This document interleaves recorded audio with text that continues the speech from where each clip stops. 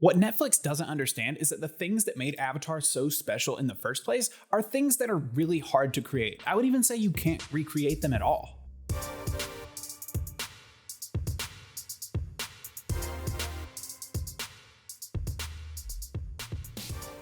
As many of you may know, there is a live-action adaptation of Avatar: The Last Airbender currently in production at Netflix.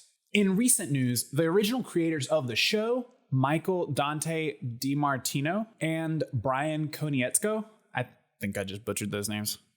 Anyway, they were originally working on this project, but they recently announced that they would be stepping away from it entirely, giving statements on both of their personal Instagrams explaining to fans with as much detail as they were allowed exactly why they decided to step away. If you want to read their full statements, drop by their personal Instagrams and take a look for yourself. Basically, they opted out because they were entirely unhappy with the direction of the production and they didn't want their name on it anymore at all. They could no longer stomach it. I know a lot of fans are really upset about this development, but that's not going to be the focus of this piece. What I want to discuss is why a live-action adaptation of this show, as well as many other animated properties, are often doomed from the start when they try to take them from the animated screen to the live-action screen. You see, there's a purity in animation, especially when it comes to a lot of our most beloved animated IPs.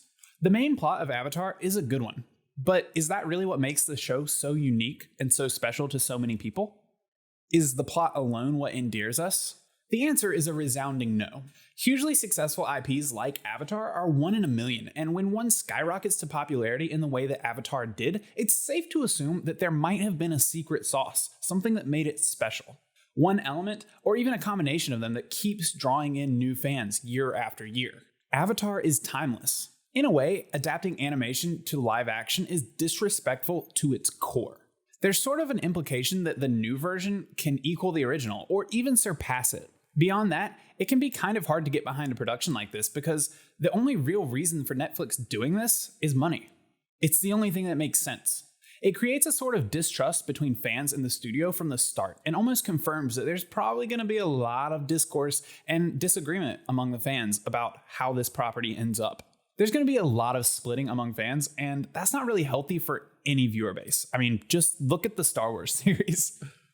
See, any production, whether live action or animated, is going to be a product of its time, and you can't take that away. Avatar is timeless, but it's still of a certain era. You won't find artists repainting their most famous work in a different style or with different brushes. You can add to it, you can even make sequels that expand on the world, but tainting the medium itself rarely sits well. The medium matters. What Netflix doesn't understand is that the things that made Avatar so special in the first place are things that are really hard to create. I would even say you can't recreate them at all. Sure, its element-bending magic system and the tyranny of the Fire Nation are well written, but the original script was made for its medium. It got away with things that a live action couldn't. It found magic in little things that other attempts struggled to create. There's a reason that The Legend of Korra sees far less praise than Avatar. When you first saw Avatar, there was a special magic to it. It wasn't the words of the script that sold the show, it was the execution, and that lies in the hands of the voice actors and animators, the visual artists that bring these characters to life. We don't love Aang because he has cool superpowers. We love him because he's adorable and strong and pure of heart. And without the interpretation brought to us by the voice actors and the visual artists, oozing personality through physical and tonal expression, we might not have fallen in love with him in the first place. We love Sokka's awful jokes and Toph's deadpan blind references. Did the words look good on the page? Yeah, maybe, but it was really the delivery that sold us. The presentation to the viewer is everything. It was the self-awareness and the animated medium's ability to go places that a live action can't that really sold us. The story is really important, but without the lens through which we experience it, that being the performance, it loses a part of its soul. In art, portrayal is everything.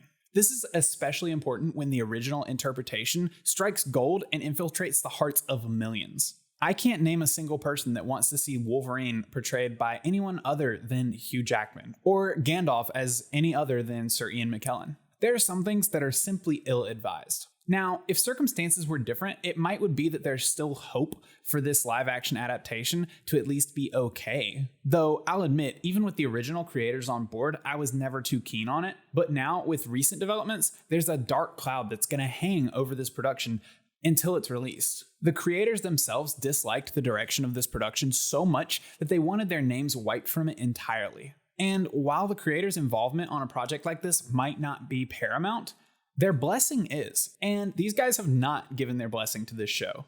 Remakes rarely win awards, and I frankly have no faith in Netflix's ability to see this one through.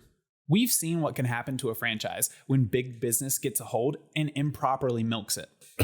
Star Wars. Business giants like Netflix have a reputation for being unable to read the room, or even pay the slightest respect to the actual art of cinema at all. So it's not surprising that they would go ahead with a project like this, but it's sad that they couldn't just move on with this series and tell us a new story set within the Avatar universe. Pick up where you left off. Do something new and exciting. Contribute something to the world rather than just milking what came before. We all want more Avatar, but this is not what we asked for. This live-action adaptation may snag a few new casual viewers, but I get the feeling a lot of original fans are going to watch this with a really bad taste in their mouths. It's a sad state of things when the easy greenlight projects are simply remakes of past successes, but we've been living in that version of Hollywood for a while now, so it doesn't exactly come as a surprise. I guess I just hope that one day things change. I hope that when it comes to this new monstrosity, we simply vote with our views and don't watch. It's the only way they'll ever change. Thank you guys for watching this video. If you agree with me, be sure to leave a like and a subscribe on the channel for more content like this in the future. And if you disagree, drop a comment below and let's start a discussion, and you can still subscribe, right? Anyway, I'll see you guys in the next video.